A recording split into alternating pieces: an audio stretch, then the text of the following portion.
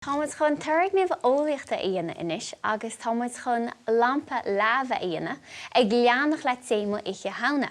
Támuid chun féchant an imaibrú a bhíns éidir an ola agus an vinegar nuair a mheascadh an sóid aráin luthab.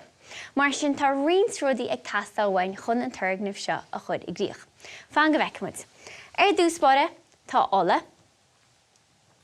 tá dathú bia, tá beganín uisce, tá beganín vinegar, tá sóid aráin, agus tá buidéal ionas gur féidir léinn ó na Ábhar ar fad a mheascadh le na chéile.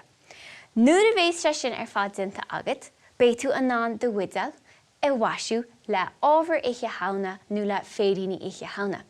Mar ecinn sibin seo, bhí me a gobar go crua, agus chuirma rions gramán uisce Shamhna agus rions féidir uisce Shamhna ar mo buidéal, agus bé tosa ná na rud céanna aíonna ar do buidéalsa nuair atá an tuirgneamh curtha ag dtíoch at. Mar sin, cuiremuid tús leis. An chéad rud atá le déanna againn na caithemuid an ola a chur isteach son buidéal. Bíonn anchúramach lei seo agus déanaireacht gan éon chud chó a ghoirte. Líana muid suas an chuid is smó an buidéal leis an ola.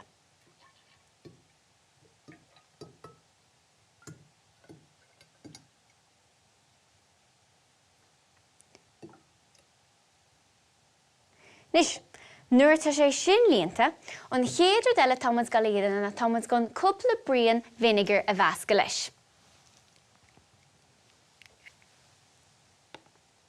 Rís bí cuaramach sin iireachta a chur isteach chun. Mar ecinn tú, nuair a bhfuilinn an vinegar an ola crothann sé bolgan agus ní mheascinn an dhá leacht le na chéile. Tá mo chud bolgan inis ag bun an chrúsca mar ecinn sib. Chéad chéim eile tá againn na caithemuid dathú bia a ranú. Tá mise go dathú bia deara go fice. Ach is féidir leat éon dathú atá tú hain ag gceithre a fice amach. Bhí anchúramach lei seo agus gur cúpla briain isteachán.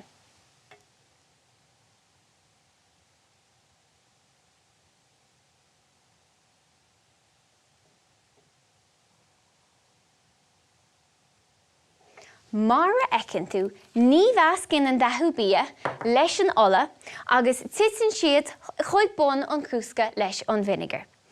An chéad chéim eile atá againn na caithemuid an sóid aráin agus an uisce a mheascadh le chéile.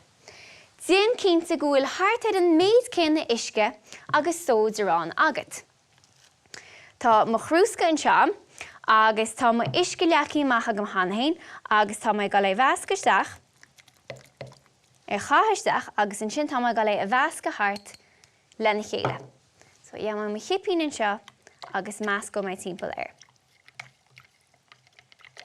Nis, nuair atá sé sin meascaí agat agus gúil an uisce agus an sóid aráin le chéile, tá duchonnaí a chur isteacha de chrúsca. Nuair a chuir an suas seach sa gúsca é an sin tosó an imaibrú agus góhan na bolgan suas agus an nuas sa gúsca. Tásúlam an aibró se, fan go bhfeicimid.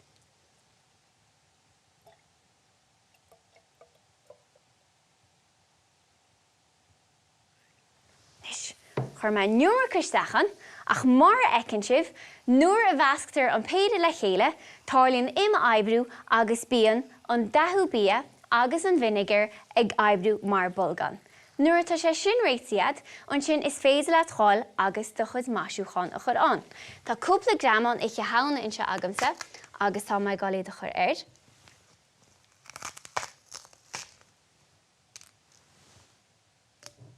Agus tá mé gáil an chrúsca a bhaisiú. Breanaíonn se go hálainn nach breanaíonn?